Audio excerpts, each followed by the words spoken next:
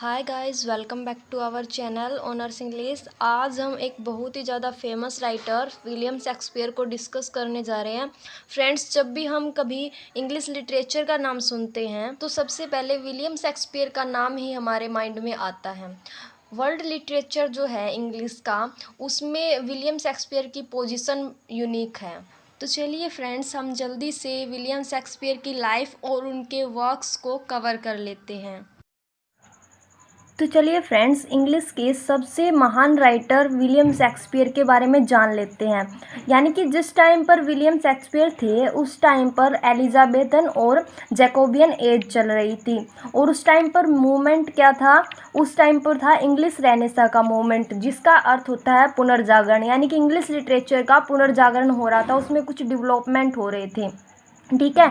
Shakespeare also spelled as SHAKSPERE, यानी कि Shakespeare की जो स्पेलिंग है वो ये भी लिखी जाती है कई जगह पर।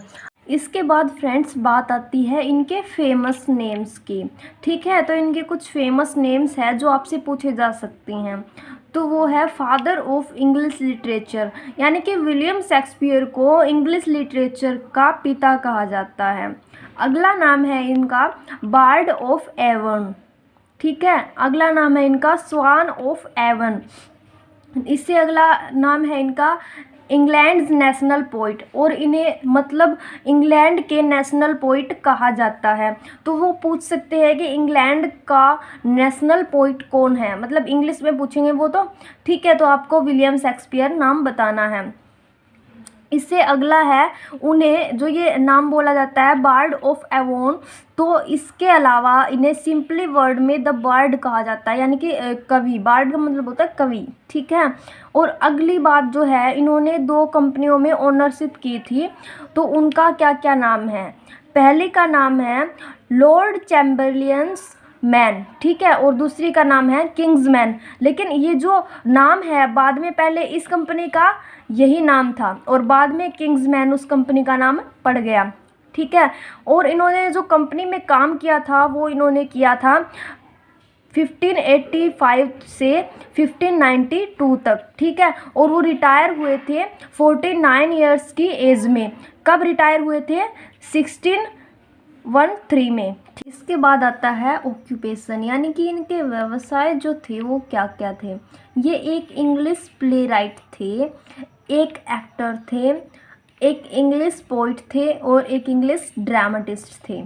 और मोस्ट इम्पोर्टेंट जो फैक्ट है उनके बारे में वो ये है कि he was the world's greatest dramatist. यानी कि वो क्वेश्चन पूछेंगे, वो पूछेंगे who was the greatest dramatist of world, या फिर who was world greatest dramatist, तो आपको लिखना है विलियम शेक्सपियर। तो फ्रेंड्स, इसके बाद हम बात करते हैं इनकी लाइफ की। तो इनका जन्म हुआ था 26 अप्रैल 1564 में, और इनका बर्थ प्लेस है Stratford upon Avon, Warwickshire, England, United kingdom में। ठीक है। इनकी डेथ हुई थी 23 अप्रैल 1616 एज्ड 52, यानी कि 52 एज जब इनकी थी तब ये एक्सपायर हो गए थे सेम प्लेस, यानी कि इनकी जिस जगह पर इनका जन्म हुआ था उसी जगह पर इनकी डेथ हुई थी। ठीक है। अब हम विलियम शेक्सपियर की फैमिली को डिस्कस करेंगे। सबसे पहले इनके पेरेंट्स आते हैं। तो इनके पेरेंट्स थे जॉन शेक्सपियर, जो एक ग्लोब मेकर थे, यानी कि जो इनके फादर थे वो एक ग्लोब मेकर थे। मीन्स जो विलियम शेक्सपियर थे वो एक बहुत ही ज़्यादा पुअर फैमिली से बिलोंग करते थे। इनके पिता लेबर का काम करते थे।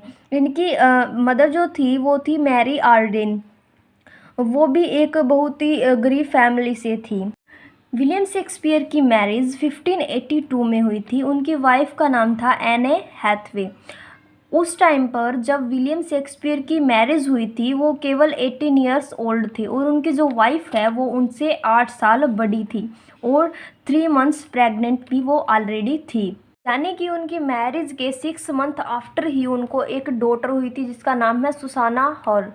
और उसके बाद उन्हें 2 बच्चे और हुए थे जो ट्विंस थे, जिनका नाम है हैमनेट शेक्सपियर एंड जूडिथ क्वीनी। और इसका मतलब ये है कि इनको 3 बच्चे थे, जो एक तो थी सिंगल और 2 थे ट्विंस। ठीक है। अब इनकी फैमिली तो हो गई। इसके बाद आता है कि इन्होंने जो वर्क्स लिखे थे वो किस टाइम में लिखे थे, यानी कि उनके जो वर्क्स थे कब उन्होंने वो वर्क्स प्रोड्यूस किए।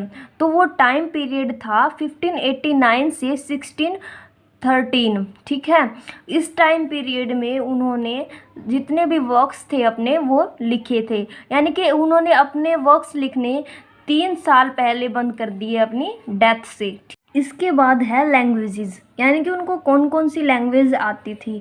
उन्हें लैटिन, ग्रीक और रोमन लैंग्वेज आती थी। इसके बाद हम देखते हैं वर्क्स ऑफ शेक्सपियर, यानी कि शेक्सपियर ने क्या क्या वर्क्स लिखे थे। तो उनके वर्क्स में आता है comedy, history, tragedy and poetry. उन्होंने कॉमेडी लिखी थी, हिस्ट्री लिखी थी, ट्रेजेडी लिखी थी और पोइट्री लिखी थी, और उन्होंने कई प्ले भी लिखे थे। वो तो इसके अंदर ही आ जाता है, कॉमेडी और ट्रेजेडी, वो प्ले के ही टाइप है ये दोनों, ठीक है। तो अब चलिए इनको भी डिस्कस करते हैं कि उन्होंने कौन कौन सी कॉमेडी, हिस्ट्री, ट्रेजेडी और पोइट्री लिखी थी। तो सबसे पहले हम इनके द्वारा लिखी गई जो कॉमेडीज़ है उनको डिस्कस करेंगे।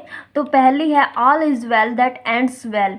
ये इन्होंने थॉमस मिडल्टन के साथ मिलकर लिखी है और ये 1623 में पब्लिश करवाई गई है। इसके बाद है एज़ यू लाइक इट। ये 1623 में पब्लिश करवाई गई और 1599 में ये लिखी गई थी। नेक्स्ट है हमारी कॉमेडी ऑफ एरर्स। ये जो कॉमेडी है वो बहुत ही ज़्यादा गलतियों से भरी है और इसके अंदर बहुत ही ज़्यादा ह्यूमरस दिखाया गया है, ठीक है। ये 1594 में पब्लिश करवाई गई थी। इसके बाद है सिम्बलिन। ये 1611 में पब्लिश करवाई गई थी। नेक्स्ट है हमारी लव्स लेबर लोस्ट। ये 1598 में पब्लिश करवाई गई थी। इसके बाद है हमारी मेजर फॉर मेजर। ये 1623 में पब्लिश करवाई गई थी। नेक्स्ट है हमारी मेरी वाइफ्स ऑफ विंडसोर, ठीक है। ये 1602 में पब्लिश करवाई गई थी। इसके बाद है हमारी द मर्चेंट ऑफ वेनिस जो कि 1600 में पब्लिश करवाई गई थी। नेक्स्ट है हमारी ए मिडसमर नाइट्स ड्रीम जो कि 1605 में पब्लिश करवाई गई थी। नेक्स्ट है हमारी मच आडो अबाउट नथिंग जो कि 2020 में पब्लिश करवाई गई थी, यानी कि ये तो अभी पिछले साल ही पब्लिश करवाई गई है। नेक्स्ट है प्रिकल्स प्रिंस ऑफ टायर जो कि 1609 में पब्लिश करवाई गई थी। इसके बाद है टेमिंग ऑफ द श्रू जो कि 1594 में पब्लिश करवाई गई थी। द टेम्पेस्ट जो कि 1623 में पब्लिश करवाई गई थी। इसके बाद है हमारी टेरोलस एंड क्रेसिडा जो कि 1609 में पब्लिश करवाई गई थी। नेक्स्ट है हमारी ट्वेल्थ नाइट जो कि 1623 में पब्लिश करवाई गई थी। इसके बाद है टू जेंटलमैन ऑफ वेरोना जो कि 1623 में पब्लिश करवाई गई थी। इसके बाद है विंटर्स टेल जो कि लास्ट है जो कि 1623 में पब्लिश करवाई गई थी। इसके बाद हम जान लेते हैं हिस्ट्री के बारे में, यानी कि उन्होंने हिस्ट्री में क्या क्या लिखा है। इन्होंने हिस्ट्री में किंग्स के बारे में लिखा था। तो फर्स्ट है हेनरी फोर्थ पार्ट 1 जो कि 1613 में पब्लिश करवाया गया था। सेकंड है हेनरी फोर्थ पार्ट 2 जो कि 1600 में पब्लिश करवाया गया था। तो ये बात तो आप देख लीजिए कि ये पहले पब्लिश करवाया गया था और पार्ट 1 इसका जो है वो बाद में पब्लिश करवाया गया था। इसके बाद है हेनरी फिफ्थ जो कि 1599 में लिखा गया था प्रोबेबली, यानी कि इसका पक्का नहीं है कि ये 1599 में लिखा गया था, इसके आसपास ही से लिखा गया था और इसकी कुछ पब्लिशिंग डेट भी नहीं है। इसके बाद है हेनरी सिक्स्थ पार्ट 1 जो कि 1591 में पब्लिश करवाया गया था। इसके बाद है इसी का पार्ट 2 जो कि 1591 में पब्लिश करवाया गया था। इसका पार्ट 3 जो है वो 1623 में पब्लिश करवाया गया था। इसके बाद है हेनरी सेवन्थ जो कि 1613 में पब्लिश करवाया गया था। इसके बाद है किंग जॉन जो कि 1623 में पब्लिश करवाया गया था। रिचर्ड सेकंड जो कि 1595 में पब्लिश करवाया गया था। इसके बाद है रिचर्ड थर्ड जो कि 1597 में पब्लिश करवाया गया था।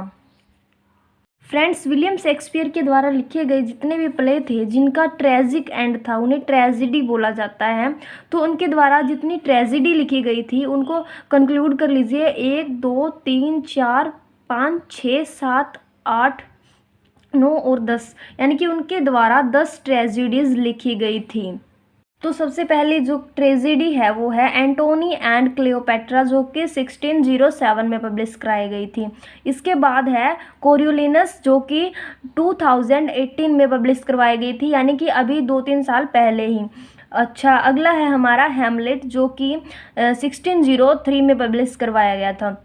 इसके बाद है हमारी जूलियस सीजर, जो कि 1599 में पब्लिश करवाई गई थी। इसके बाद है किंग लियर, जो कि 1606 में पब्लिश करवाई गई थी। नेक्स्ट है हमारी मैकबेथ, जो कि 1606 में पब्लिश करवाई गई थी।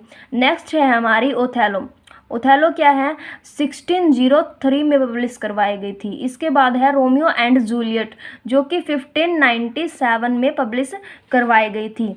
नेक्स्ट है हमारी टाइमोन ऑफ एंथस, जो कि उन्होंने थॉमस मिडल्टन के साथ मिलकर लिखी थी और 1623 में पब्लिश करवाई गई थी।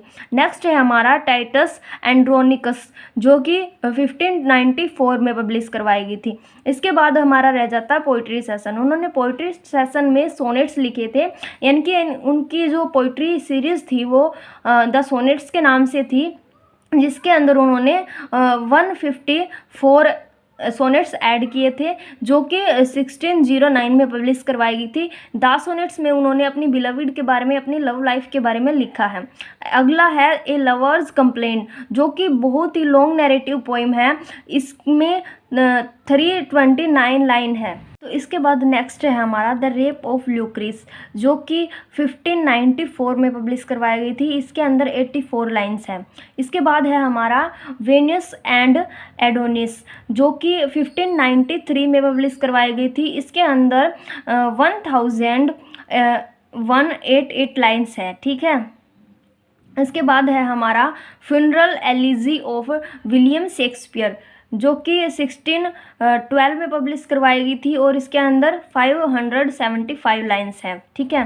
और इन्हीं के साथ हमने सब कुछ विलियम शेक्सपियर का जो था वो ब्रीफली तो कर लिया है, लेकिन हम इसे सबको मतलब डिटेल में एक एक को, जैसे हैमलेट, जूलियस सीजर हुआ या फिर जो सोनेट्स है, उनको भी हम थोड़ी डिटेल में डिस्कस करेंगे अदर वीडियो में। यदि मैं इसी वीडियो में डिस्कस करूँगी तो शायद वीडियो ज़्यादा लंबी हो जाएगी और बोरिंग भी हो जाएगी। तो बहुत जल्द मिलेंगे एक नई वीडियो के साथ, तब तक बने रहिए हमारे चैनल पर और जल्दी से चैनल को सब्सक्राइब कर लीजिए, क्योंकि आपको बहुत ही बढ़िया बढ़िया वीडियो हमारे चैनल पर मिलने वाली है। थैंक्स।